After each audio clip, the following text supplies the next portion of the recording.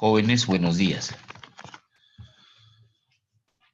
Hola, buenos días. ¿Me escuchan? Buen día, profesor. Sí se escucha. Buen día. Ok. Bueno, em, en esta sesión, como lo le había escrito a nuestro amigo delegado, ustedes me van a exponer el, el trabajo que me habían, el grupal que me habían enviado, ¿sí? Em, el tiempo de exposición es unos 10 minutos para cada uno, 10 minutos para cada grupo. La nota de el puntaje, aparte de la práctica que ustedes han dado, que sería más o menos sobre 15 o 16, van a ser prácticamente tanto el trabajo que me han enviado como la exposición también que van a hacer el día de hoy, ¿sí? Entonces, todos los grupos, de ser posible, deben exponer. Son más o menos como 10 grupos, de modo que unos 10 o 12 minutos cada grupo sería suficiente. Con respecto a al examen parcial, espérense unas 5 o a lo más 6 preguntas que no van a ser complicadas. Una sobre derivación y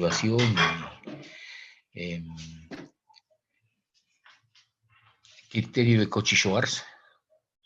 Una pregunta sobre números complejos. Una pregunta sobre continuidad, sobre límites y continuidad. En realidad la continuidad involucra límites. Una pregunta sobre integración, una pregunta sobre series y también una pregunta para que tú desarrolles utilizando series de Fourier una función, bueno, una función determinada. De modo que complicado no va a ser. Más luego del día de hoy que estoy muy recargado porque tengo clase hasta las 2 de la tarde y también tengo que asistir a una reunión de consejos de facultad. Después ya yo les estoy enviando una lista de problemas para el parcial, para que ustedes vayan practicando y me lo entreguen, Bien, sin más comentarios, quisiera que en forma voluntaria, se vayan ofreciendo los grupos para que hagan su exposición.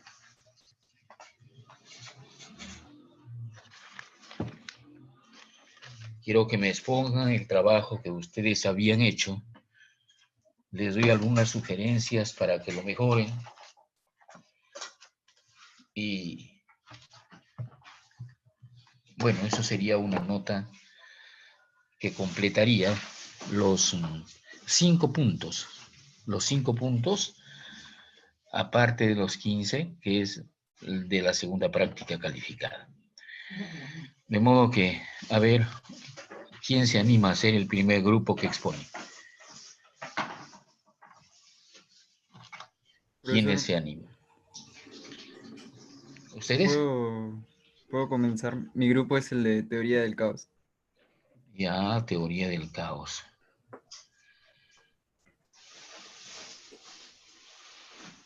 Bien, bien. Puedes comenzar. Ok, compartiré. Ah, no puedo Sí, compartir pantalla ¿no puede? porque usted está compartiendo.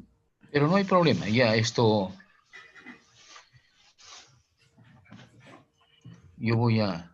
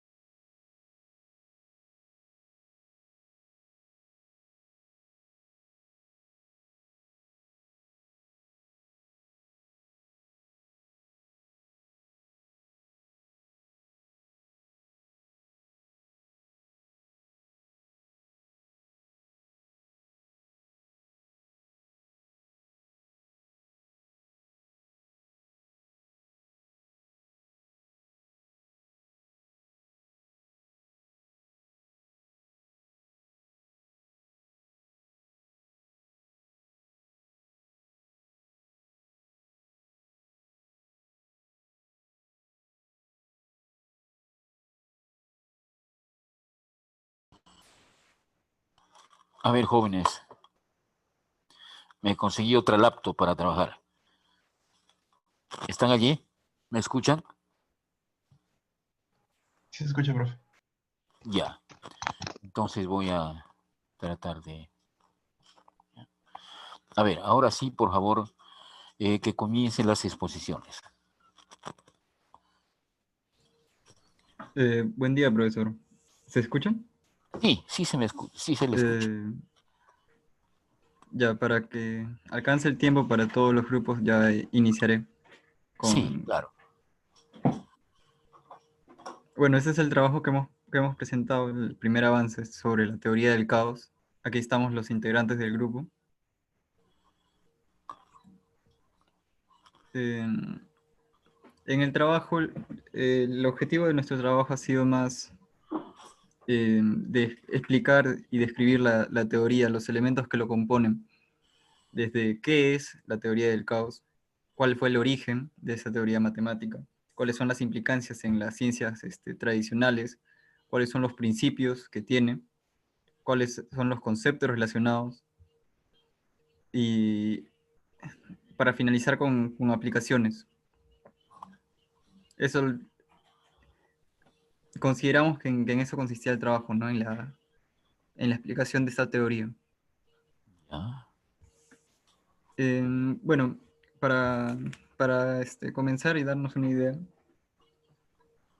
tenemos que saber qué es un sistema dinámico. No es más que un sistema que varía con el tiempo.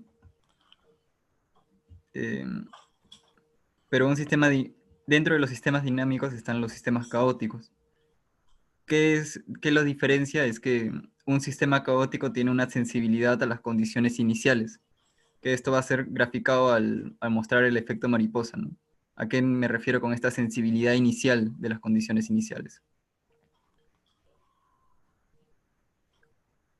Mm, ya, origen. Fue Poincare el que pone los cimientos de la teoría del caos al intentar resolver al resolver el problema de los tres cuerpos, ¿no? Que era un problema clásico de los cuerpos de la mecánica celeste.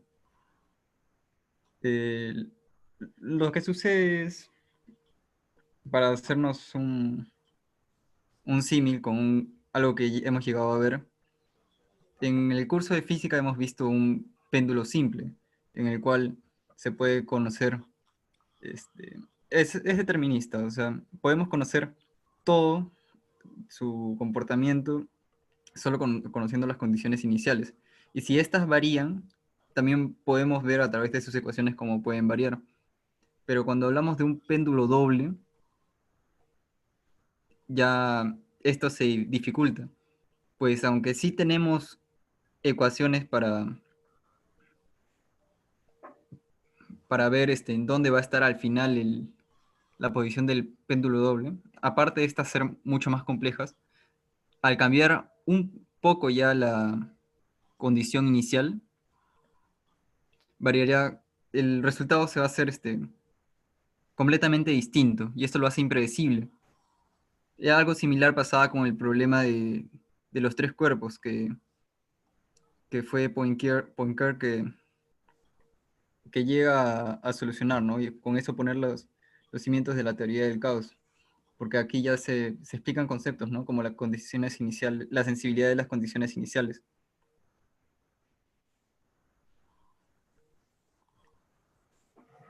Um, ya luego, el que pone ya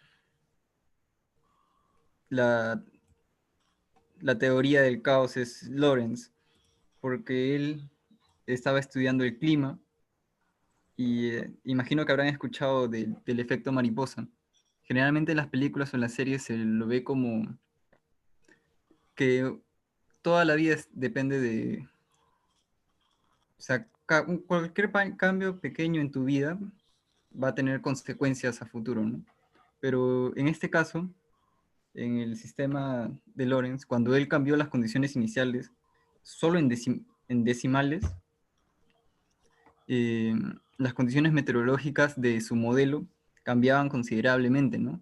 Y estos eran decimales tan pequeños al punto de que hubo un paper, ¿no? De cómo el aleteo de una mariposa podía generar un huracán en otro lugar.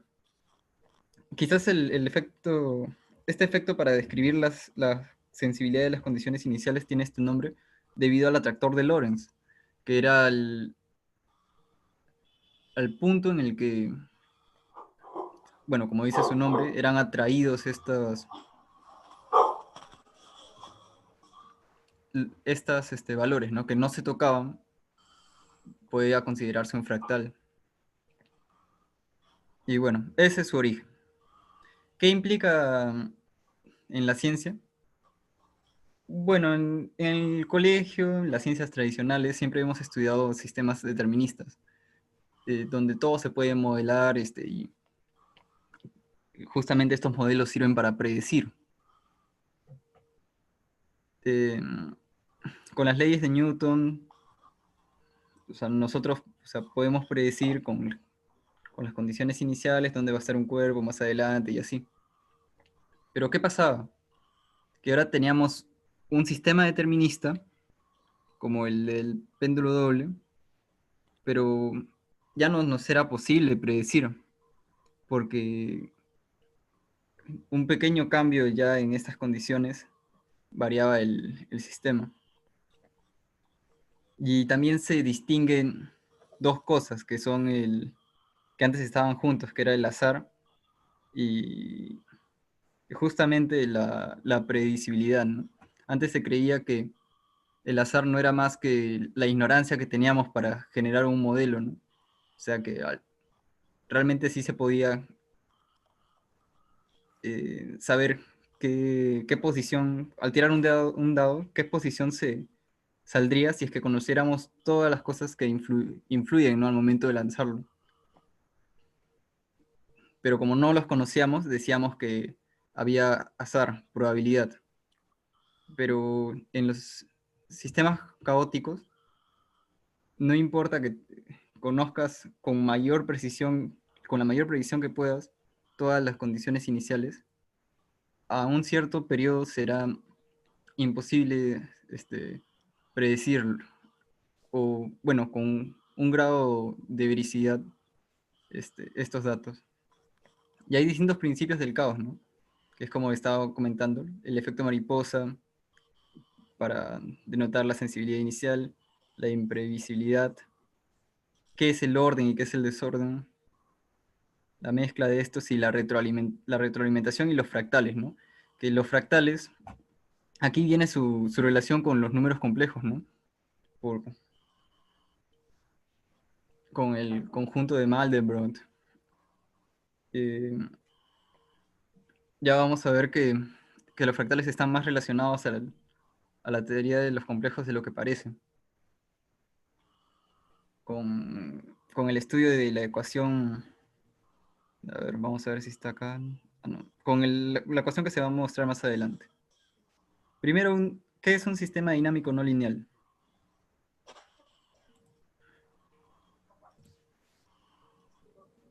Bueno, un sistema dinámico lineal es fácil de entender, ¿no? Por ejemplo, acá está bien como una relación directa, ¿no? Y en cambio, en un sistema dinámico no lineal, aunque, aunque no existe esta relación directa entre las variables, sí cambia con el tiempo, ¿no? Y justamente por eso decimos que la teoría del caos forma parte del estudio general de los modelos dinámicos.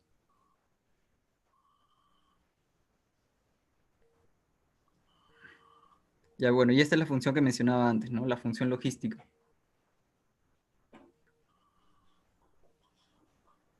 Que con esta ecuación se presenta en muchos fenómenos de la naturaleza, ¿no? Quizás por eso es que se ha desarrollado tanto la teoría del caos, porque una simple ecuación para modelar estos sistemas caóticos puede estar implicado tanto en el estudios biológicos como el crecimiento de una población de conejos. Es el ejemplo conocido en el goteo de un grifo, en las cuántas veces parpadeas, en los latidos del corazón. O sea, todo esto puede ser estudiado a través de este modelo determinista. Sin embargo, con las condiciones iniciales, al cambiarlas, va a cambiar, cada vez va a cambiar el resultado, ¿no? Más y más. Su apellido de ustedes, Alba, Alba. Bien, el bueno, otro componente es Cachuán, el otro Ledesma y el otro Bendezú. Bendezú. Bien, me parece interesante como primera sesión. A ver, yo les había dicho que deben utilizar un formato tipo paper, ¿sí? Además, les había dicho que esto, el trabajo debe ser eh, relacionado con una tesis, o una tesis de pregrado, o una tesis de maestría. De modo que con esas sugerencias que le estoy dando, trate de mejorarlo para su exposición, para mejorar este trabajo y presentarlo, digamos, en otra exposición, pero ya con nota para el examen parcial. ¿De acuerdo? Profesor, preguntas. ¿El formato es IEEE No, para el paper? baje un paper de internet y le da ese formato. Otra cosa también me debe poner la bibliografía. ¿Sí? ¿Y está bien que sea solo Eso, la explicación de la teoría? Porque los papers que hemos encontrado ya son aplicaciones. pero justamente en el trabajo, esto, lo que deban hacer es un trabajo de investigación. Ustedes van a investigar este tema durante lo que viene del ciclo. Y aquí me gustó la forma en que lo han abordado, pero esto tiene que ser mejorado y Ah, bastante. claro. ¿Sí? Ya, entonces el amigo Alba, el amigo Cachuán, el amigo Ledesma y el amigo Bendezú. Perfecto. Gracias. Ha estado A usted. interesante tu exposición. ¿Ya? Gracias, que tenga un bonito día. Voy a invitar ahora a otro grupo para que haga su exposición.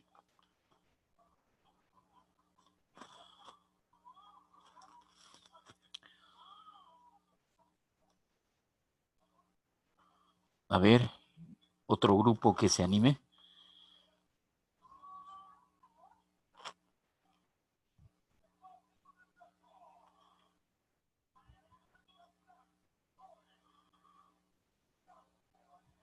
Profesor, buenos días. Mi grupo podría exponer, por favor. Buenos días. Buenos días. Sí, podría compartir su pantalla, por favor, para que podamos. Sí, ahorita lo voy a compartir. ¿Me confirma si se puede ver? Yao Cueva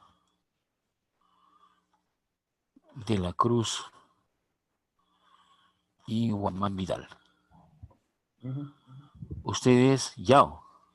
Sí, Bien, bien, Yao. Entonces, adelante, te escucho.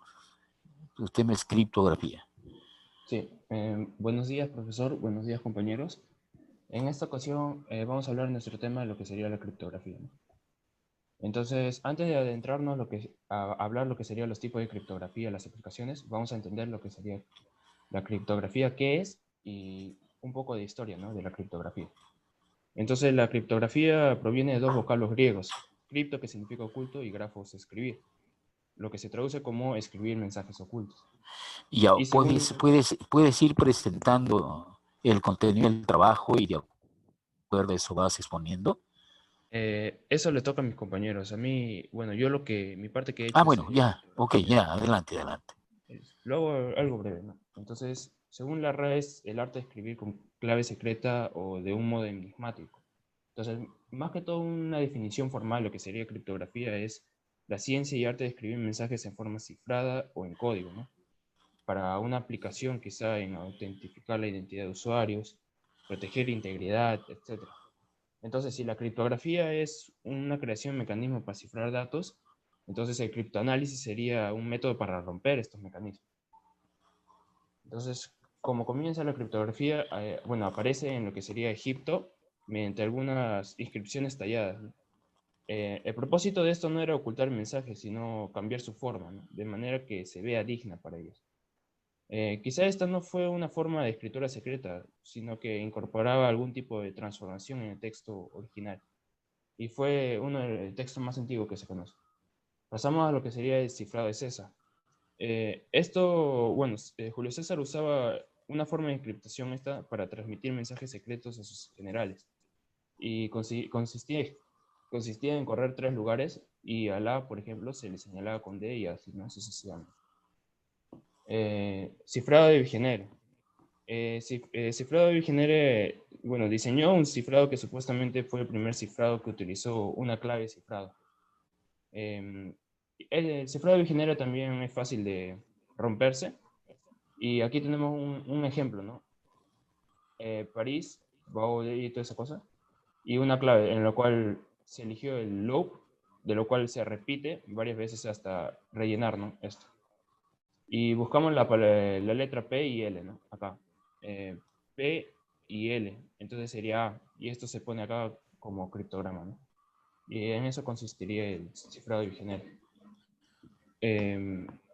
Más o menos en la época del Renacimiento, los estados pontificios se caracterizaban por un uso intensivo de la criptografía, de los cuales una de sus figuras fue el León Battista Alberti, quien trabajaría en un cifrado polialfabético y desarrolló un sistema de codificación mecánico que se basaba en discos.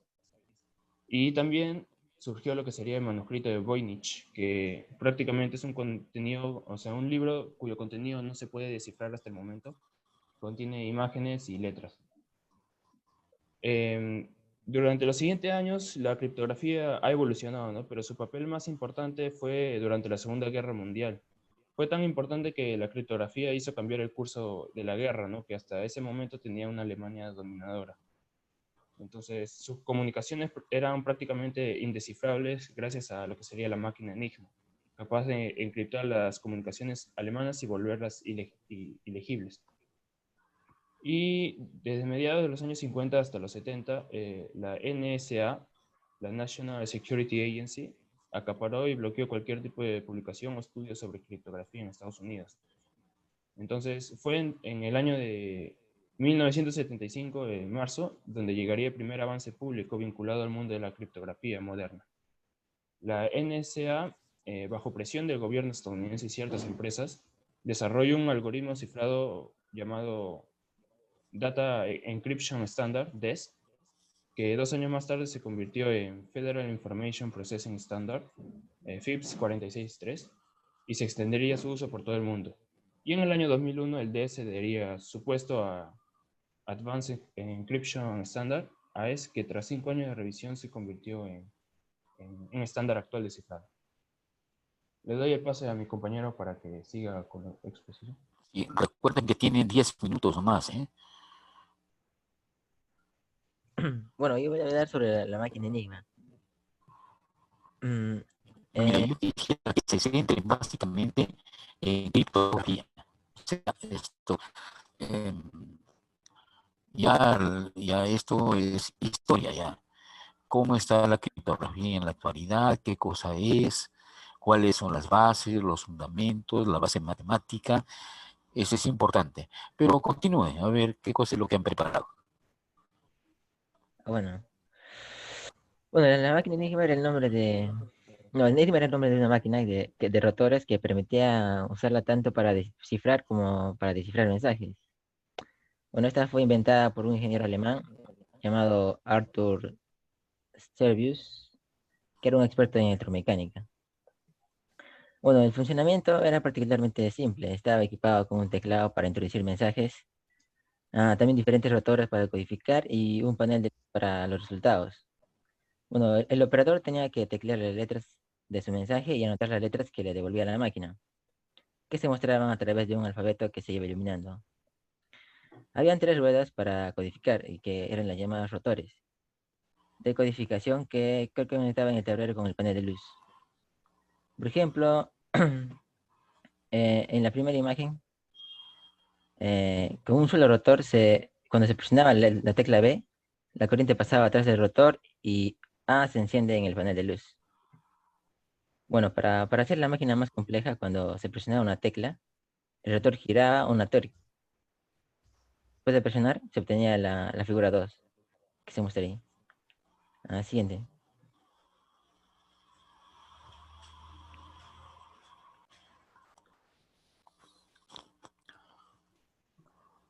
Bueno, la máquina fue vencida gracias a tres factores, ¿no? Que primero, que estas se conocían desde 1923 y eran modelos comerciales que se distribuyeron por todo el mundo. Segundo, que la codificación de un mensaje de Enigma obligaba a los operadores a introducir 3 letras, 2 veces, al iniciar el mensaje, que como una especie de bandera, ¿no? Y también era un patrón que siempre se repetía y fue aprovechado por Marian Rejewski, que fue capaz de descifrar el código. Y el último punto es que el 9 de mayo de 1941 la Royal Navy capturó el submarino alemán U-110 y pudo hacerse con la máquina Enigma y con el preciado libro de claves. Siguiente. Bueno, ahora voy a hablar sobre los tipos de claves criptográficas. Primero, la clave secreta. Pero para poder cifrar un mensaje se utiliza una única clave conocida por 2 interlocutores, de manera que el documento cifrado solo puede descifrarse conociendo dicha clave secreta. Bueno, aquí la comunicación de las claves entre ambos sujetos es el punto débil, ya que resulta más fácil interpretar una clave que sea transmitida sin seguridad. Y el siguiente es la clave pública. Bueno, la comunicación entre 2 usuarios de un sistema de clave pública supone la utilización de una clave para cifrar y otra diferente para descifrar. Cada usuario del sistema dispone de 2 claves, que se generan de forma simultánea mediante el uso de un programa informático específico. Bueno, eso sería todo por mi parte. Ahora le doy el pase a mi compañero. A ver, hay más, sí, hay más. Esto, por favor, prepare su exposición para 10 minutos. Es que tienen que exponer el resto, ¿sí? Bueno, la misma sugerencia que le había dado a Alba. El formato debía ser de tipo paper. O sea, un paper. ¿Sí? Y el trabajo que ustedes están haciendo debe tener el formato de paper. Además, habíamos quedado que ustedes me iban a presentar algunas tesis y me iban a hablar en 1 minuto, 2 minutos de qué se trataba. Y yo te iba a decir, utiliza esta Profesor, disculpe, no se lo escucha muy para bien. que tú continúes, ¿sí? Porque como primera exposición está bien. Bien, vamos a ir. Gracias de todas maneras. Gracias, amigo Yao, amigo Cueva, amigo de la Cruz y amigo Guamán. Guamán, ¿qué Guamán es? Creo que hay 2 Guamán aquí en el aula. Guamán Vidal, profesor. Guamán, Guamán Vidal. a ver, deletréeme, por favor, no se escucha muy bien. Guamán Vidal, profesor. Víctor Guamán Vidal. Enrique, profesor Enrique. Enrique. Ah, ya. Ok, ahora sí. Gracias, amigos. Gracias, que tengan un bonito día. Vamos a invitar a otro grupo también para que pueda exponernos su trabajo de investigación. Gracias, muchas gracias. Diga usted. Nosotros podemos Profe, mi grupo quiere poner. ¿Decía? Quisiera que nuestro grupo pudiera exponer. Ya está bien. Inicien. Bien. Inicien.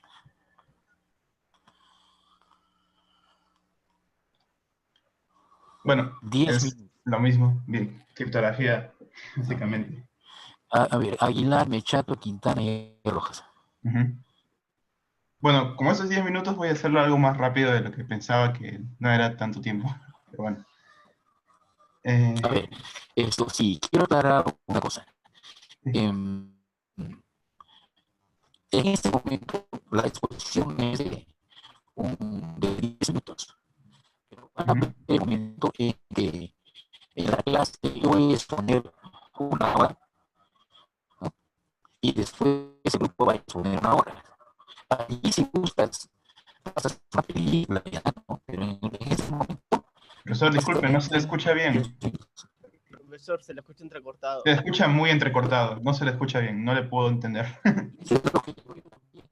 usted también se escucha en esa forma. Pero de todas maneras, puede comenzar. Adelante. Bueno, profesor, bueno, eso sí, un resumen.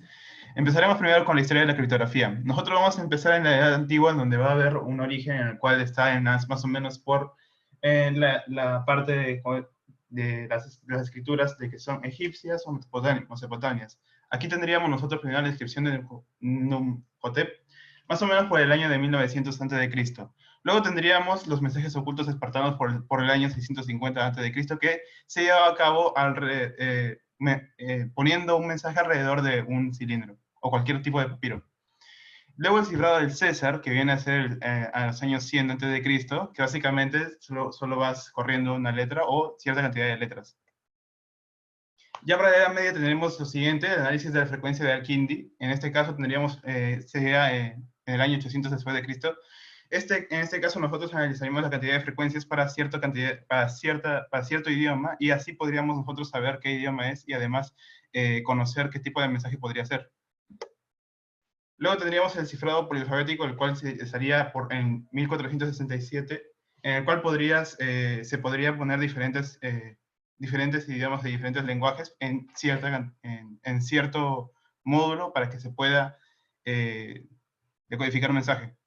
Luego tendríamos el cifrado Bacon, que básicamente tendríamos que es como un cifrado que es binario. Ya para la Edad Moderna y algunos avances por la guerra, tendríamos la rueda de cifrado de Jefferson en 1795, que es básicamente parte del polialfabético, pero en ruedas. Y la máquina de Enigma, ya para el año 1940, en la Segunda Guerra Mundial. Y ya para la edad contemporánea tendríamos la criptografía cuántica, que vendría a ser básicamente cuando dos personas tienen que recibir un mensaje, sin embargo, puede existir un tercero en el cual quiera robar o quiera interceptar ese mensaje. Entonces se podría ver gracias al cambio del el singular fotón. También tendríamos el hash en bloques, el cual tendría a cabo el blockchain, que le haría único a ese blockchain y podría encadenarse. Continuaríamos con las definiciones.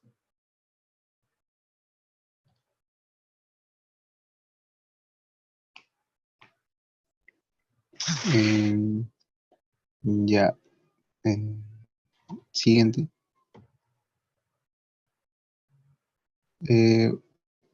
Bueno, intentaré resumirlo más. Bueno, una definición es que es la ciencia de la escritura secreta, siendo una rama de las matemáticas que es parte de la criptología. Las principales preocupaciones de seguridad de las aplicaciones son abordadas por la criptografía, ya que necesitan garantía de que los usuarios son quienes dicen ser. Y una prueba de identidad se llama autenticación, que en el mundo físico, un ejemplo sería una licencia de conducir o un documento de identidad. Siguiente. Bueno, las aplicaciones informáticas deben proteger los datos de accesos no autorizados, ya que pues, uno no quiere que la gente investigue sus datos y no quieren que cambie los datos sin que el usuario lo sepa. Entonces, ¿qué se puede hacer con la criptografía? Hay varias cosas, ¿no? Uno es comunicaciones de correo electrónico seguro. Ahora en los navegadores web se soporta un SSL, que es un protocolo que encripta la información antes de que se transmita a través de Internet. Siguiente, un disco duro seguro, ya que se puede cifrar los archivos. A ver, por favor, puede... Sí, puede continuar. Ya. Puede descifrar los archivos en su disco duro para que incluso si las personas que obtienen acceso físico a su computadora no puedan acceder a sus datos. Siguiente. Y ya que el correo que es fácil, es extremadamente fácil de robar y de falsificar. Entonces con la criptografía puede hacer que sea difícil lograr eso. Siguiente. Bueno, según la RAE es el arte de escribir con clave secreta de un modo enigmático. Solo decir que cabe destacar el uso incorrecto del término encriptar, que proviene de una mala traducción del inglés encrypt, ya que la palabra encriptar en sí no está reconocida por la RAE y el término correcto sería cifrar. Y siguiente, finalmente una definición más sería que la criptografía es el método automatizado o algorítmico en el que se roban los objetivos de seguridad. Eh,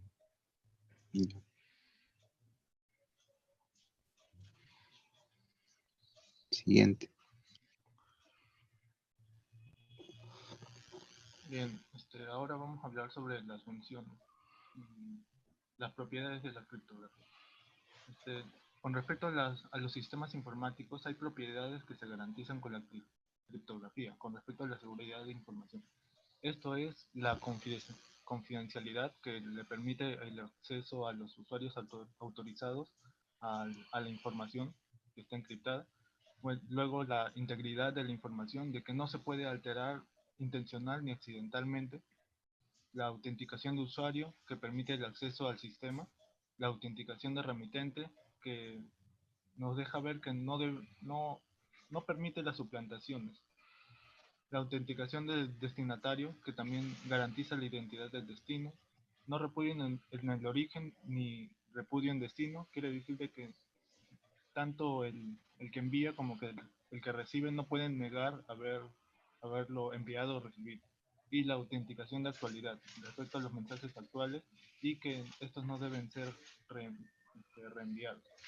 Ahora, con respecto a los principios de criptografía, hay un hombre que era lingüista y criptógrafo holandés, que es Kerckhoff, que desarrolló ensayos sobre la criptografía militar. Durante su época estaban en guerra, por tal motivo lo de la criptografía, seguridad de información, fue como que importante. Y él definió en uno de sus ensayos los 6 principios de los sistemas criptográficos que se siguen aplicando hasta el día de hoy de manera adaptada. Estos son bueno, acá están listados, así que vamos a pasar a la siguiente donde están explicados. Siguiente diapositiva. El primer principio, que es, si el sistema no es teóricamente irrompible, al menos debe serlo en la práctica. Quiere decir de que en la práctica los costos de poder atacar a un sistema criptográfico deben ser muchísimo mayores a los beneficios que tendría el delincuente informático al abordar a la información que está encriptada. Como segundo principio, siguiente, la efectividad del sistema no debe depender de que su diseño permanezca en secreto. Esto quiere decir de que no es necesario que el algoritmo no esté, o sea, el algoritmo sí puede ser visto por las demás personas, porque esto podría ayudar a su criptoanálisis y descubrir sus vulnerabilidades si las hubiera. Por tal motivo, la efectividad del sistema solo debe depender en la clave. El tercer principio, que tiene que ver con la clave, debe ser fácilmente memorizable de manera que no haya que recurrir a notas escritas. Esto en la actualidad se ha adaptado a que, por ejemplo, con el tema de la función hash, uno no necesita tener una contraseña demasiado extraña. Por ejemplo, o sea, debes tenerlo por decente de una cantidad de caracteres, pero esta se va a guardar en el sistema de las corporaciones a través de un algoritmo criptográfico. Por ejemplo, el del hash, que va a ser como una función de resumen, que una cadena de caracteres la va a convertir en otra cadena, como es la que está en rosadito. Y no se puede acceder desde la de rosado hasta el azul, no se puede revertir. El cuarto principio, los programas deberán de dar resultados alfanuméricos. Con esto quería destacar que la criptografía no solo debería servir para guardar secretos en algún soporte físico, sino también transmitirlos a través de algún medio de comunicación que fuese utilizado. En su época fue el telégrafo, ahora hay un avance tecnológico mucho mayor. Como quinto principio, el sistema debe ser operable por una única persona. Esto, más que todo en la actualidad, tiene que ver con que sea portable, que pueda ser utilizado por cualquier persona. Y el sexto principio, que es el sistema debe ser fácil de utilizar. O sea, como expliqué anteriormente, la seguridad no debe caber en el algoritmo, así que los que guardan su información no es necesario que sepan específicamente cómo funciona internamente el algoritmo, porque tiene que ser fácil para ellos el guardar su información y poder hacer que esté segura. Siguiente. Le paso el paso a Nico. Bueno, tipos de criptografía. Empezamos con la criptografía simétrica. Criptografía simétrica o criptografía de clave secreta. Esta criptografía maneja una sola clave entre el emisor y el receptor. Es decir, que ambos extremos conocen de antemano la clave o la contraseña, porque se ha compartido previamente por un canal. Este tipo de criptografía no es muy segura, pero sí es rápida. Es una de sus ventajas. Siguiente, por favor. Criptografía asimétrica, también llamada criptografía de clave pública. Esta criptografía emplea dos claves para que sea más impenetrable el mensaje. Una de estas claves es pública y por eso no ofrece barreras de protección. Su único objetivo es establecer un canal, ¿no? En cambio, la otra clave es privada y se encarga de cifrar el mensaje. Una de sus desventajas es que es muy lento para verificar los datos. Siguiente, por favor. Y por último tenemos la criptografía híbrida. Esta es una mezcla entre simétrico y asimétrico. Primero se genera una clave pública y una clave privada, se envía la clave pública al emisor, se encripta el archivo empleando la clave pública y se envía al receptor, y luego se envía una clave privada con un criptograma asincrónico. Bueno, eso sería todo de nuestra parte. Gracias. Ok, gracias a ustedes. Aguilar, Mechato, Quintana, Rojas. Bueno, observo que al menos su primera exposición ha sido interesante. Gracias, muchas gracias. Bien, pero como la misma observación que había hecho a los jóvenes, deben buscar una tesis de pregrado o de maestría, una tesis bien interesante, y deben concentrarse en esa tesis, ¿sí? Y simplemente replicar, cambiarle de aplicación a la tesis, ¿sí? Y al final tú lo vas a resumir en formato paper. Todo el trabajo, que supongamos son unas 80 páginas, tú lo vas a resumir en unas 10 páginas a lo más. ¿De acuerdo? Esa es la sugerencia que les doy. Gracias. Que tengan un bonito día. Bien, a continuación voy a invitar a otro grupo también para que exponga. Buenos días, profesor. ¿Podemos Buenos días. Buenos días, jóvenes. Comparto mi pantalla entonces. Sí, por favor, comparte tu pantalla y quiero ver quiénes son los componentes.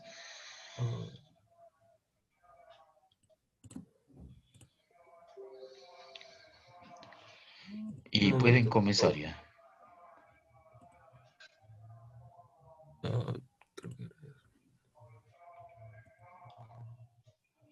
¿Se ve? ¿Se ve Sí, en pantalla? Sí se ve, sí se ve. Ya, ok. Buenos días, profesor. A nosotros nos ha tocado exponer acerca de los sistemas expertos. Estos son los integrantes del grupo. Bueno, primero voy a dar una pequeña introducción. Los sistemas expertos... A ver, eran Inocio, Espinosa, Luna y Nolasco. Nolasco. El apellido, por favor, ¿sí? Nolasco. Sí, y Luna. Perfecto, Luna ya, es su muy bien. apellido de mi compañero. Ya. Bueno, los sistemas expertos son capaces de emular una capacidad humana para tomar decisiones, según un contexto que se le brinde. Y sus resultados pueden ser equivalentes al de un especialista. Y por eso es que muchos negocios ahora lo están usando, porque es imprescindible para ellos analizar y procesar mucha información para que en base a esto ellos tomen decisiones. Bueno, el objetivo de este trabajo es estudiar los sistemas expertos y su aplicación en la realidad. Ahora mi compañero va a hablar un poco acerca de qué es lo que es un sistema experto. Buenos días, profesor. Yo soy Nolasco y voy a definir un poco, ¿no? Para poder entrar en contexto. Bueno, los sistemas expertos están basados en computadora. Estos usan conocimientos hechos ya precargados anteriormente. Estos son para resolver un problema de índole complejo. También se puede definir como aplicaciones de la inteligencia artificial. Este sistema experto posee un software que tiene conocimiento para resolver los problemas complejos que solo una persona o un experto podría resolver. También estos sistemas expertos se usan para la toma de decisiones, esto mediante análisis previos, o el análisis de estadísticas, y todo esto para incrementar la eficiencia del sistema. Ya, hay algunos acontecimientos importantes. No sé si podría bajar.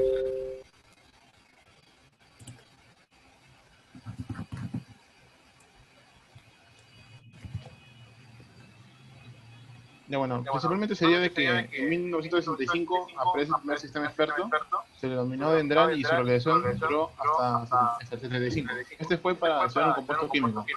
Luego, posteriormente, se desarrolló XCOM, que sirvió para asistir a los pedidos de los clientes, seleccionando los componentes del sistema de acuerdo a los requerimientos del cliente. Del 80 al 85 se produce una revolución. Eso se crearon diversos sistemas como el Delta, que fue para la reproducción de locomotoras. Luego, a partir del 90 y con el desarrollo de la informática ya hasta la era actual, se produce un amplio desarrollo en el campo de la inteligencia artificial y también en los sistemas expertos. Bueno, eso era en parte.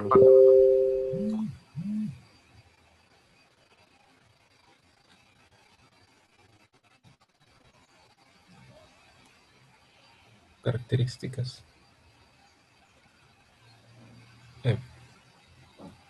Bueno, vamos a pasar al cómo se estructura un sistema experto. Bueno, un sistema experto está organizado alrededor principalmente de tres elementos. Bueno, de manera básica, ¿no? Primero está la base de conocimiento, que es una estructura de datos que contiene una gran cantidad de información sobre un tema específico. Generalmente un experto en el tema introduce toda esa información. Y aquí es donde se desarrolla prácticamente la aplicación. Y bueno, y aquí se pone, ¿qué es lo que pone él? Va a poner los objetos a tener en cuenta y las relaciones. También va a poner casos particulares, excepciones y diferentes estrategias para resolución con condiciones de aplicación. Después está la base de hechos.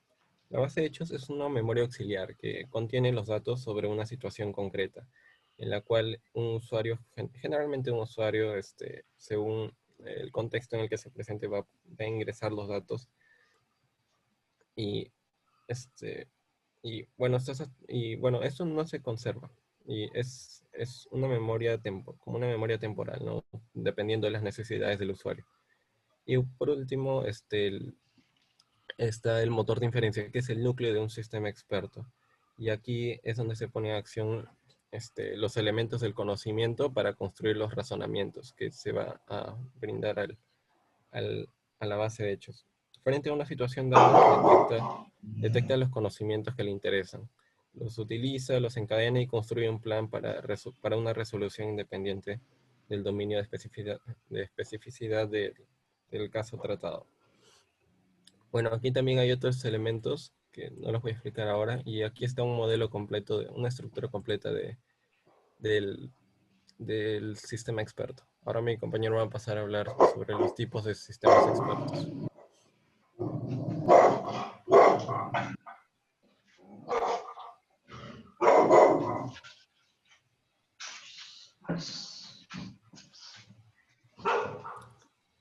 ¿Está Rosa? Sí se ve. Continúa. rosa. Esta rosa. Bueno, hay varios tipos de sistemas expertos que se pueden clasificar de diferentes formas, ¿no? Una es por la forma de almacenar el conocimiento, otra es por la naturaleza de la tarea a realizar, y por la interacción con el usuario, por la limitación con el tiempo a tomar decisiones, por la variabilidad del conocimiento. También se puede según la naturaleza o por la certeza de la información. Según por la forma de almacenar conocimiento, hay sistemas que están basados en reglas y sistemas basados en probabilidad.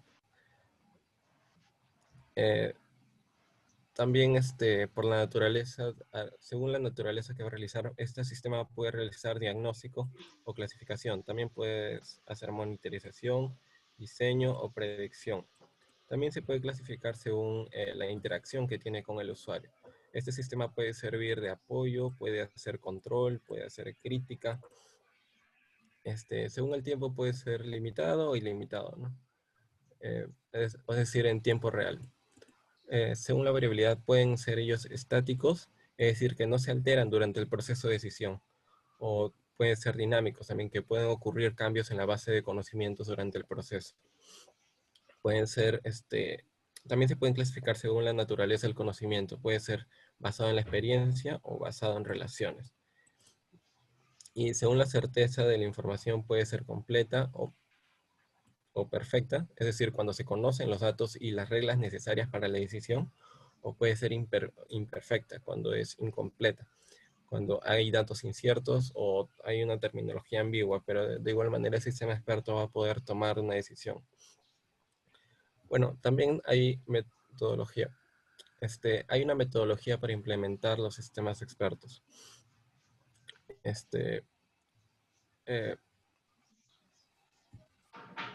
Y bueno, el equipo de desarrollo de un sistema experto tiene que estar compuesto por un experto, el que va a estar encargado de poner todos los conocimientos en la base de conocimientos para que esto lo disponga el sistema, ¿no?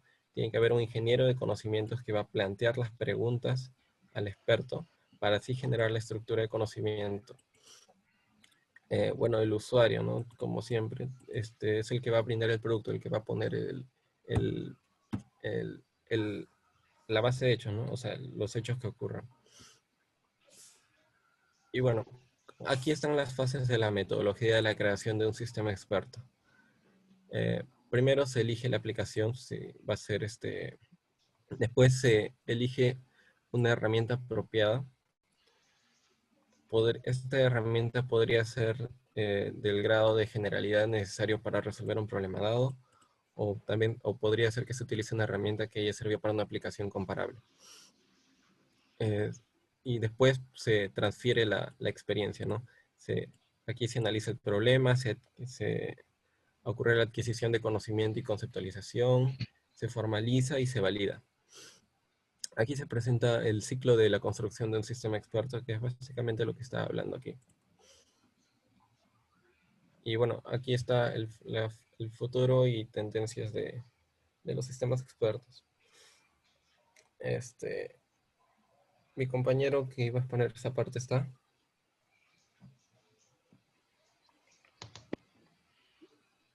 No está.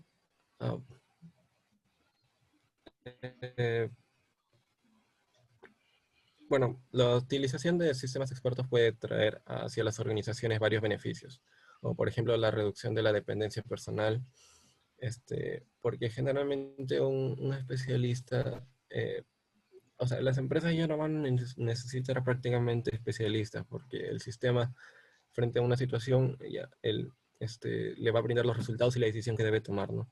También le facilita el entrenamiento del personal, porque puede ayudar de manera importante a una capacitación o adiestramiento del personal sin experiencia.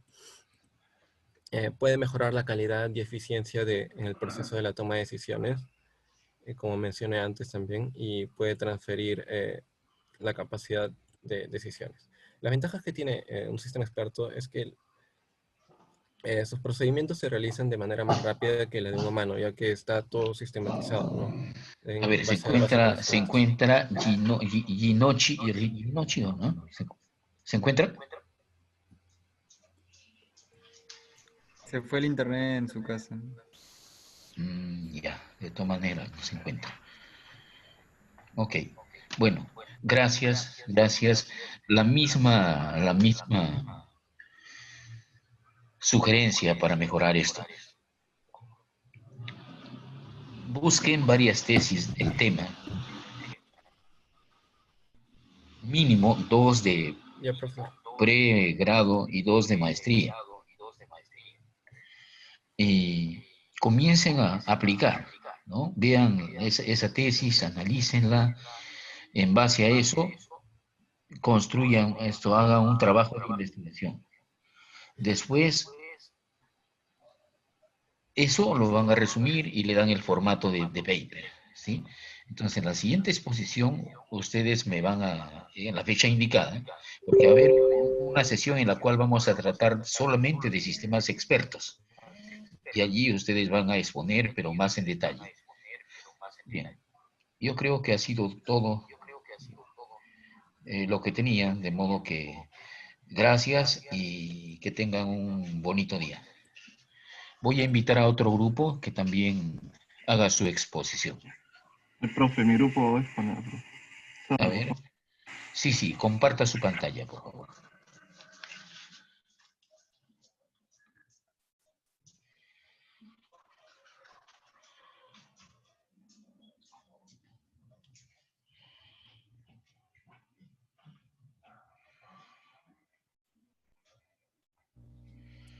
Buenos días, vamos a exponer Buenos días. la teoría del caos. Aquí los alumnos somos Barrera, Calixto, Camacho y Cerrón. Este es nuestro pequeño índice que nosotros hemos elaborado. Ahora vamos a empezar con los antecedentes, que son algunos descubrimientos en la matemática y física que dieron paso a la teoría del caos. Empezó con Newton modelando matemáticamente las trayectorias planetarias observadas por Kepler.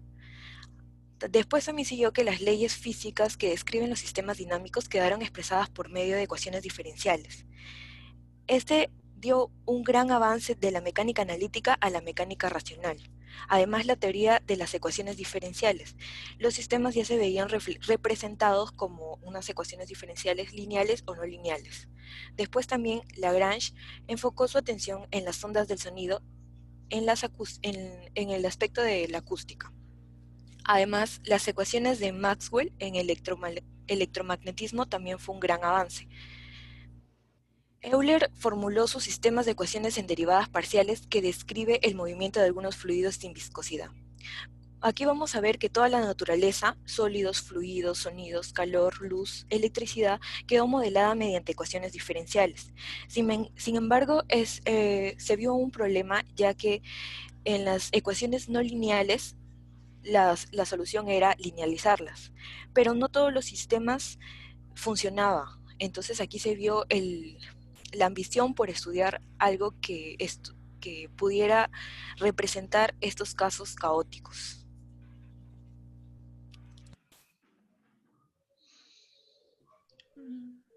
Buenos días, soy Guadalupe Cerrón y seguimos con el origen.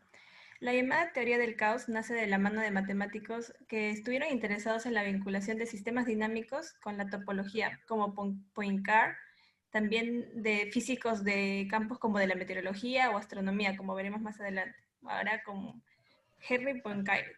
Vemos que él plantea un esquema laplaciano, partió de ello, mejor dicho, donde se dice que si conocemos con exactitud las condiciones iniciales del universo, también si conocemos con exactitud las leyes naturales que rigen su evolución, con esto podemos predecir la situación del universo. Pero aquí había un problema. ¿Cuál era? Que nunca podemos conocer con exactitud la situación inicial del universo, porque tendríamos que tener información infinita. Entonces, siempre estaríamos cometiendo un error al establecerla. Siguiente diapositiva, por favor. Luego, siguiente diapositiva, Sandra. Ya, no, ya, antes. Ya, a partir de este problema me plantea una hipótesis. En la siguiente. Ya, la hipótesis es que Poincaré asume que un pequeño error sí se puede permitir porque no es por la información. En este caso sí se puede permitir porque viene de la información. Entonces, no es, se permite dentro de un esquema determinista, el cual se adjudica que el caos está en la realidad, no está en la realidad, sino nos limita en nuestros conocimientos acerca de las condiciones iniciales. ¿Qué? Siguiente diapositiva, por favor. Y ahora vamos con Edward Lorenz, que era un matemático y meteorólogo, que en 1963 planteó un sistema de 12 ecuaciones para poder simular el comportamiento del clima. ¿Qué es lo que sucedió? Que él, al hacer su sistema, introdujo datos solo tomando en cuenta 3 decimales. Sin embargo, el sistema que él tenía consideraba 6 decimales. Entonces, los otros 3 se llenaban aleatoriamente y esto nos daba un error, digamos, ya que cuando él volvía a introducir datos, volvían a salir diferentes resultados. Entonces se dio cuenta de que las pequeñas cosas cambiaban en gran medida. Por ejemplo, de ahí salió la frase de lo de la mariposa que ya mencionó nuestro compañero anteriormente. Siguiente diapositiva, por favor. Y ahora la definición con mi compañero. Gracias. Bueno, ahora voy a hablar de la definición. Entonces, la teoría del caos plantea que el mundo no sigue estrictamente el modelo de reloj previsible y determinado, sino que tiene aspectos caóticos. Como sabemos, también la teoría del caos es también llamada la teoría de las estructuras disipativas. En este caso también plantea que el observador no es quien crea la inestabilidad o la imprevisibilidad con su ignorancia. Ellas existen porque sí. La realidad va a depender de un enorme conjunto de circunstancias inciertas. Cualquier pequeña variación generará un efecto de magnitud considerable. También plantea un concepto que se llama el efecto mariposa, que nos dice que el aleteo de una mariposa en Brasil puede ocasionar un tornado en Texas, ¿no? Este fue descubierta en 1963 por el meteorólogo del Instituto Técnico de Massachusetts, Lorenz. Nos dice que el tiempo atmosférico tiene un comportamiento no lineal a lo largo del tiempo. Él había planteado sus leyes del movimiento, sin embargo vio que este caso no seguía según sus estudios. Pequeños cambios en las condiciones iniciales crean grandes diferencias respecto al resultado final. Además, por último, queremos aclarar que el caos no significa falta de orden, sino que los hechos y la realidad no se ajustan a un modelo lineal, como ya les había mencionado antes.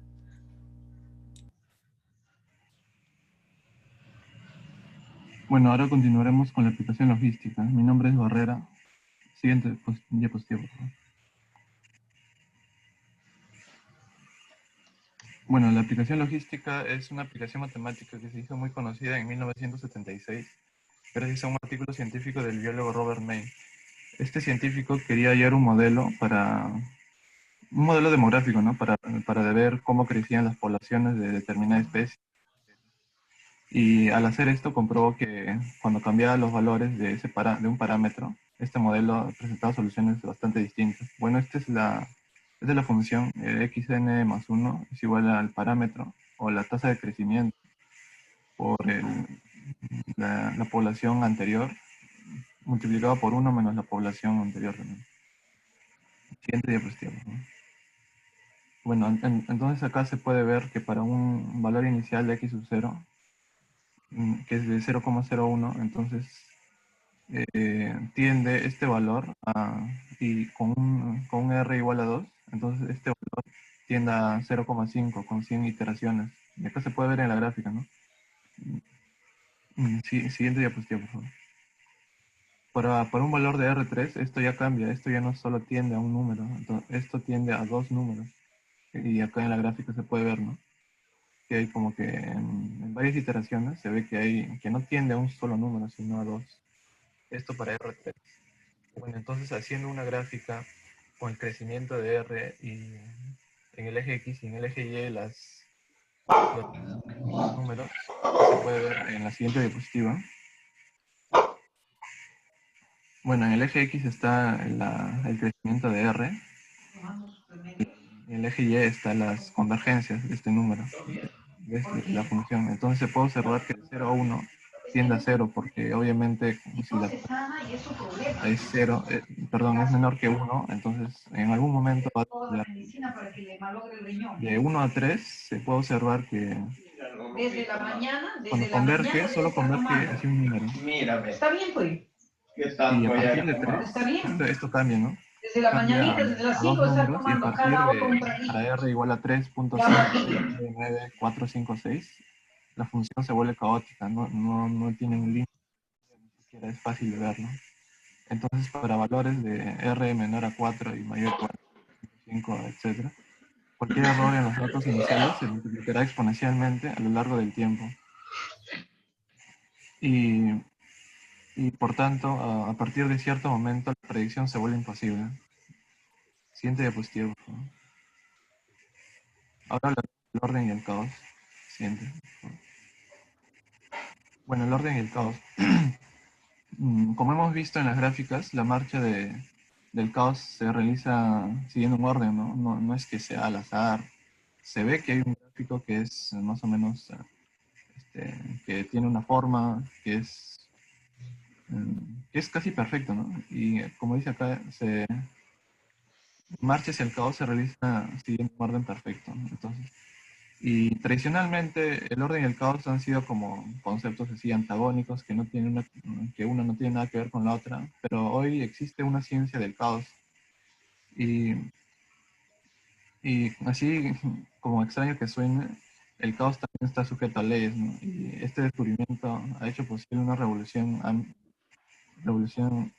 amplia de las fronteras de la ciencia. Es todo, ¿no? Bien, suficiente, Barrera.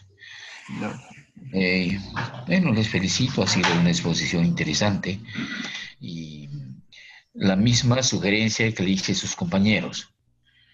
Profesor, ahí está el paper, por si lo quiere ver. Bueno, para la siguiente, ustedes deben bajarse mínimo unas 2 tesis de pregrado y posgrado relacionado de maestría, ¿no? De pregrado y maestría, porque las tesis doctorales son muy filosóficas y a ese nivel no vamos a trabajar. Entonces, leen una tesis, la que ustedes crean la más interesante, y ustedes van a replicar todo el contenido de esa tesis, pero en un caso peruano. Lo preferible es que las tesis que ustedes consigan no sean peruanas, no sean, sino de una universidad del extranjero, para que ustedes cojan ese modelo y lo repliquen, pero a un caso peruano. Bien, entonces... Profesor, disculpe, ya le aplicamos el formato, no sé si nos podría decir si es ese, ¿está bien? Bueno, han tenido más de 10 minutos y han utilizado casi 15.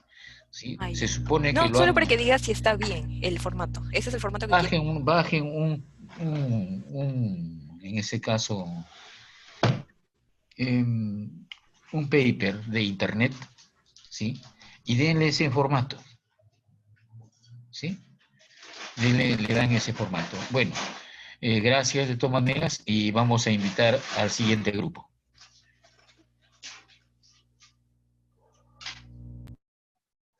A ver, el siguiente grupo.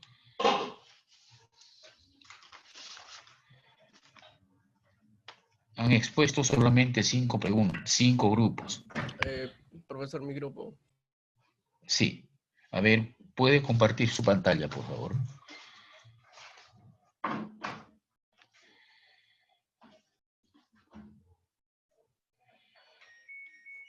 A ver, quiero ver los apellidos. Malki. Malki, Napan, Sánchez Urbano. Gabriel Cruz. Y Gabriel Cruz. Perfecto. Ya, el tema que nos ha tocado exponer son sobre las redes neuronales. Bien, entonces adelante, puede comenzar. Ok. Lo que nosotros hemos desarrollado ha sido la introducción, la historia, una breve definición acerca las ventajas de que obtiene, los elementos, sus aprendizajes, la validación, la codificación y algunas aplicaciones. Entonces, sí, a ver. Comenzamos con la introducción. Sí, tienen 10 minutos. Sí. Ya, entonces lo haré breve. Sí, claro. La introducción es que el inicio de las redes neuronales comienzan a partir del siglo XX y se usan empezando a desarrollar modelos computacionales para emular el comportamiento del cerebro humano, hacer un intento acerca de eso, ¿no? Se inicia con Warren y Walter Pitts en alrededor de 1943 y se usan, se van creando ciertos términos para poder desarrollarlo, ¿no? Eso es con respecto a la historia. Ahora vamos a definir una red neuronal o cómo es que se define. Las redes neuronales artificiales es un modelo inspirado en el funcionamiento del cerebro humano. Está formado por nodos y a través de ellos es para transmitir, o sea, transmiten señales que se transmiten desde la entrada hasta generar una salida. Las ventajas que se obtienen a través de las redes neuronales son varias y son semejantes a, digamos, al comportamiento del cerebro humano, ¿no? Una de ellas es la tolerancia a fallos, que comparado con otros sistemas de computacional tradicional, estas pierden su funcionalidad cuando sufren un error en su memoria. En cambio, ellas son capaces de tolerar ese tipo de fallos. También pueden llegar a operar en tiempo real. Pueden ser realizadas de manera paralela y se diseñan y fabrican máquinas con hardware especiales para obtener la capacidad de esta, ¿no? Son fácil de inserción dentro de la tecnología. Debido a que una red puede ser rápidamente entrenada, comprobada y verificada y trasladada a una implementación de hardware de bajo costo, es fácil insertar la red neuronal artificial. También son capaces de autoorganizarse. Estas tienen un formato, tienen entradas, tienen salidas y además, o sea, son 3 capas y en medio de esas capas se pueden organizar entre ellas. También son flexibles. Las redes neuronales pueden manejar cambios no importantes en información de las entradas, como señales de ruido o los cambios de la entrada. También tienen una característica es su tiempo real. La estructura de la red neuronal es paralela, por lo cual si esto es implementado en computadoras o en dispositivos electrónicos, se pueden obtener respuestas en tiempo real. Y además tiene un aprendizaje adaptativo. Tienen la capacidad de aprender a realizar tareas basadas en un entrenamiento, una experiencia inicial. Eso es con respecto a, digamos, las características que estas tienen, ¿no? Ahora, hay las redes neuronales y las computadoras digitales. A ver, los sistemas neuronales no se aplican en principios de circuitos lógicos o digitales. Un sistema de computación digital puede ser asíncrono o síncrono, ¿no? En la medida de que fuera síncrono, la duración de los impulsos neuronales debe ser variable para mantener uno de los valores binarios. Todo con respecto a a las funcionalidades van a estar vistos más adelante. Y cuando es de manera, a ver,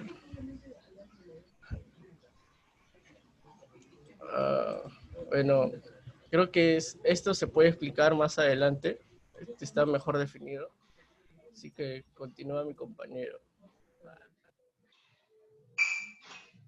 Bueno, ahora vamos a hablar acerca de los elementos básicos de una red neuronal.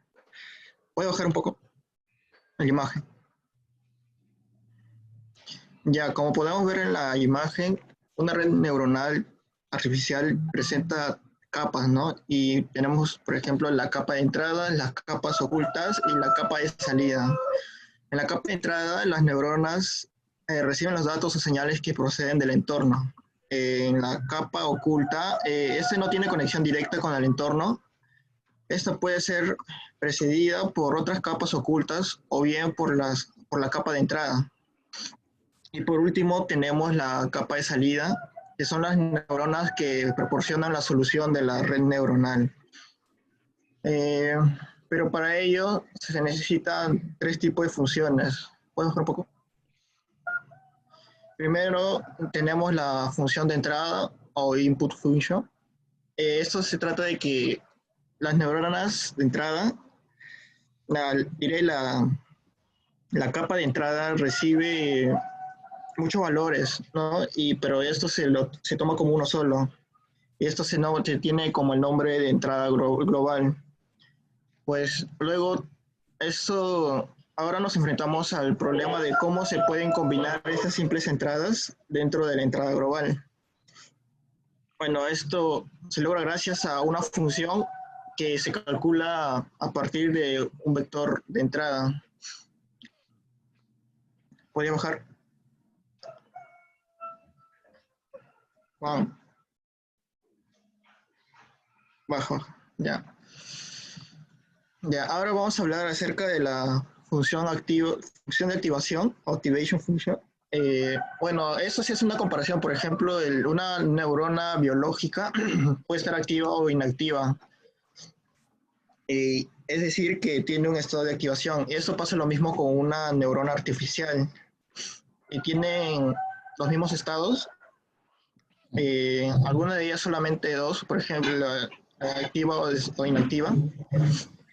Pero otras pueden tomar cualquier valor dentro de un conjunto determinado. Baja.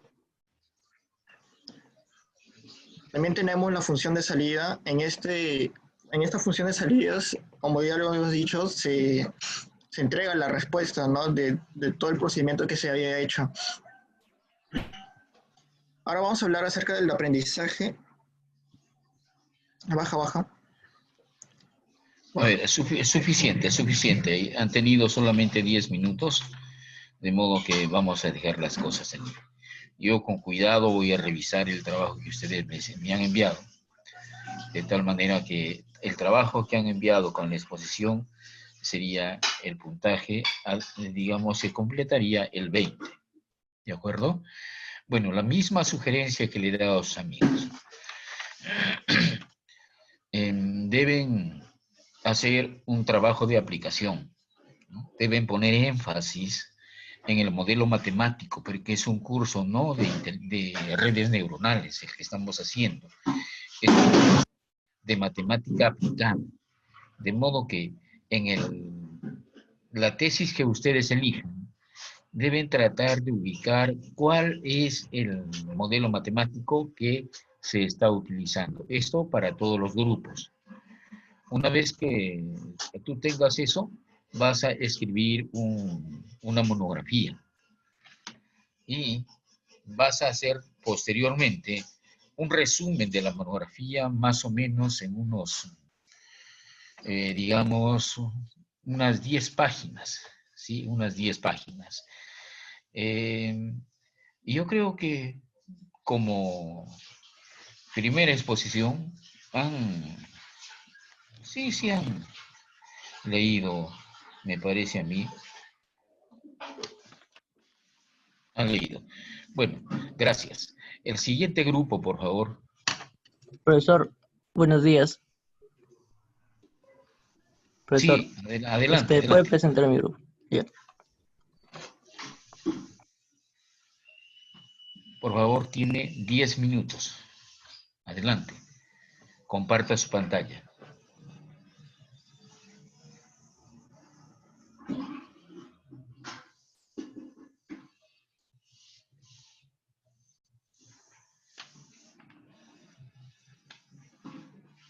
¿Hay algún grupo más? A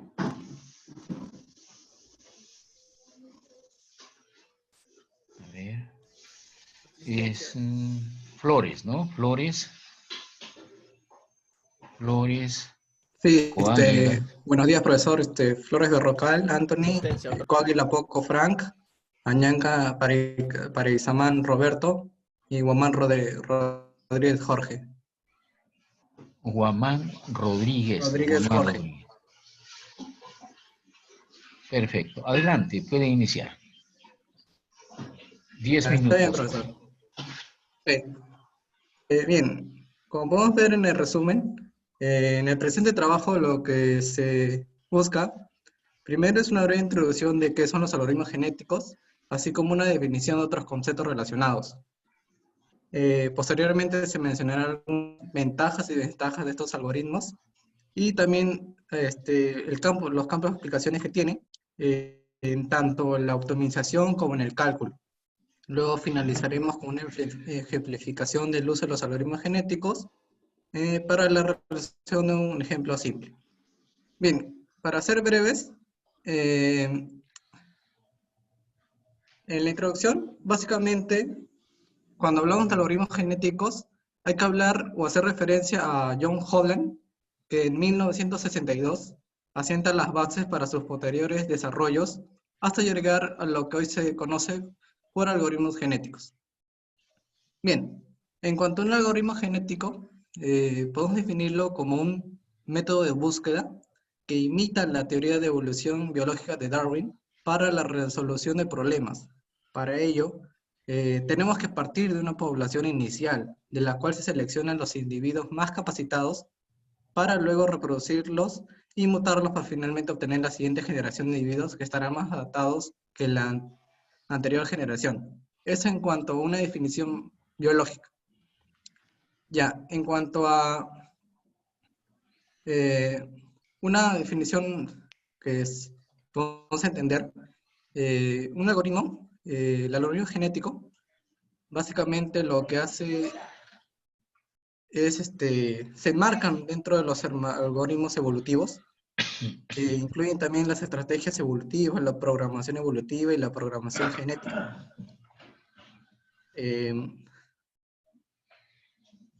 ¿Pudieras bajar un poco, Jorge?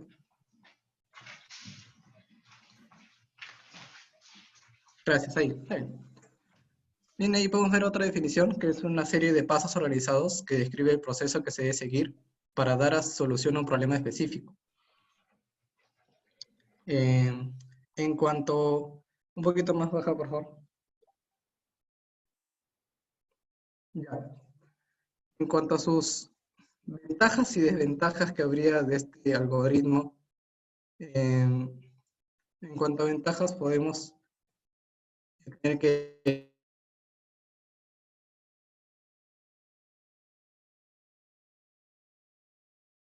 son intrínsecamente paralelos. Es decir, que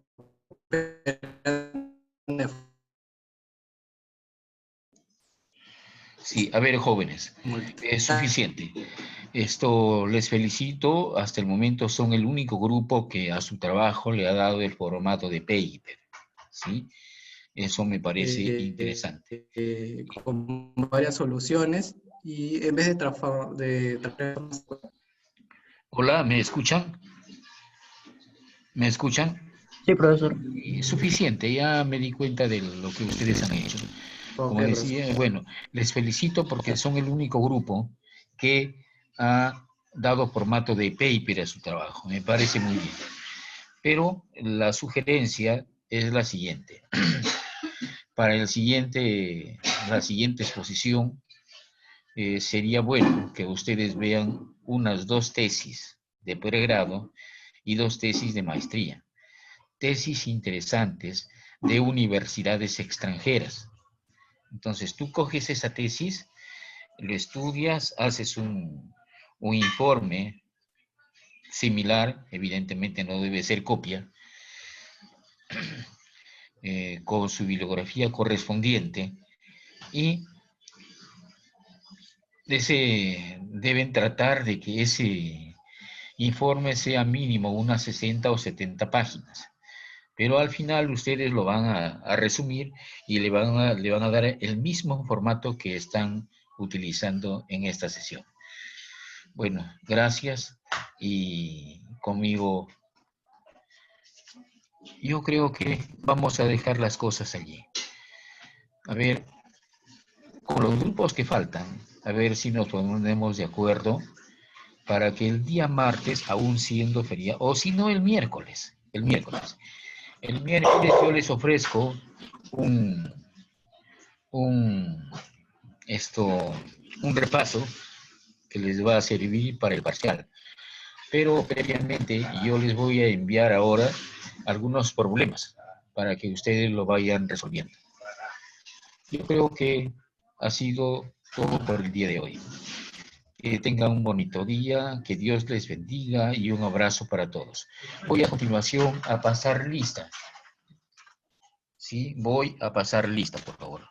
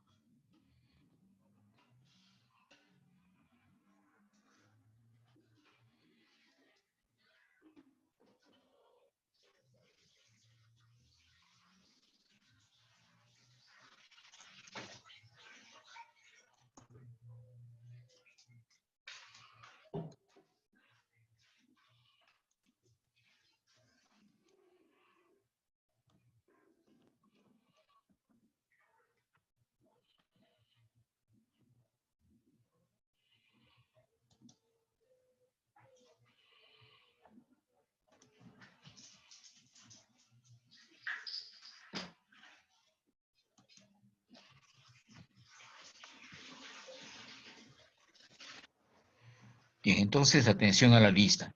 Achata. Presente. Achata. Presente. Aguilar. Presente, profesor, presente. Alcántara. Presente. Alba. Presente.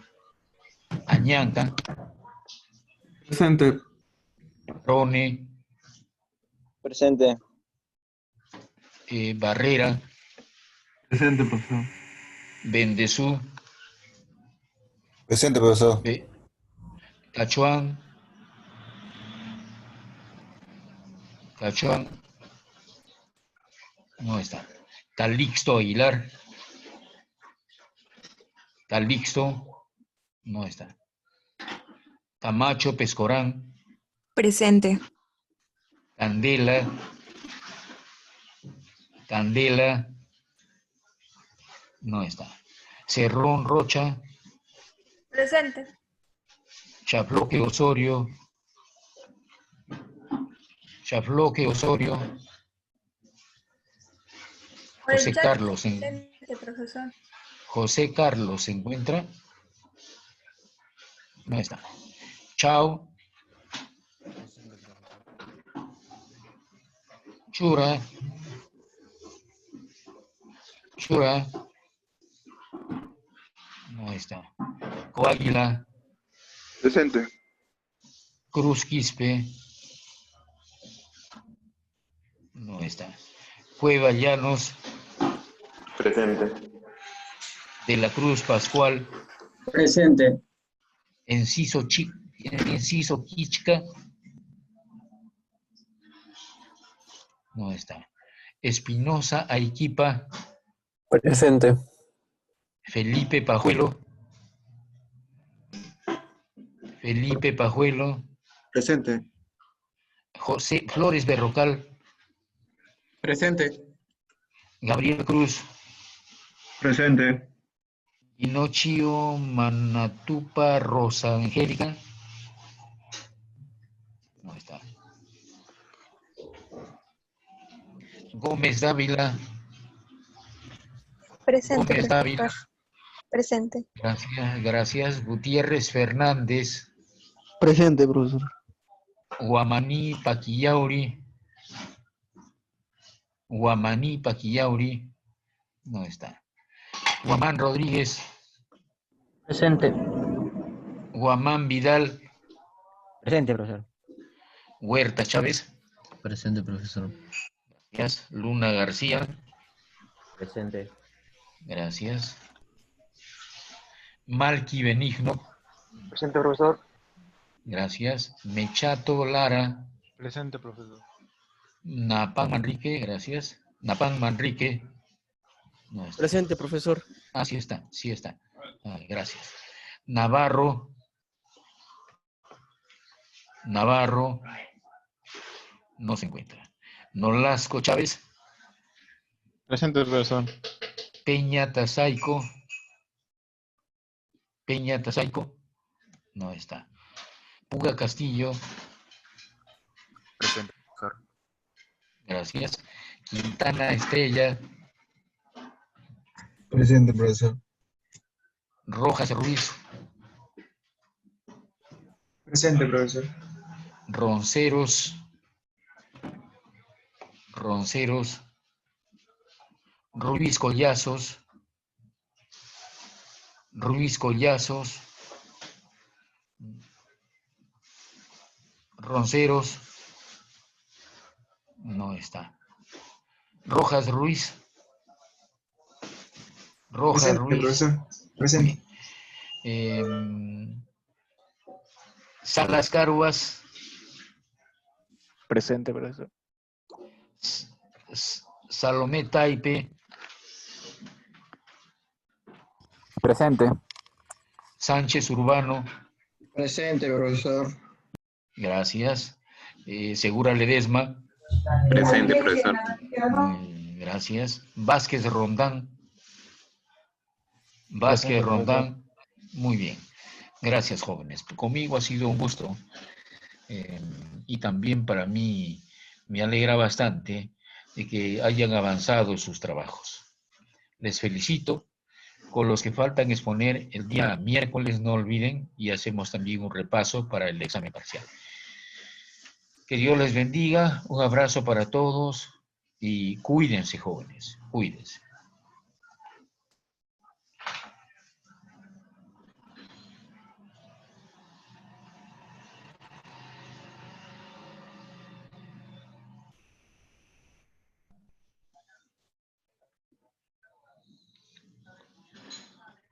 Está, hijo. Lo apago, sí, ¿no? Pero tienes clase a las 10, ¿no? No, a las 12, hijo. 9:52, ya está. Ahora salgo, ¿no? Sí, salgo. Ya, gracias. A las 2 otra vez, ¿no? A las 12, sí. Haz tu trabajo, descansa si gustas. Va a ser. En tu caso no todavía.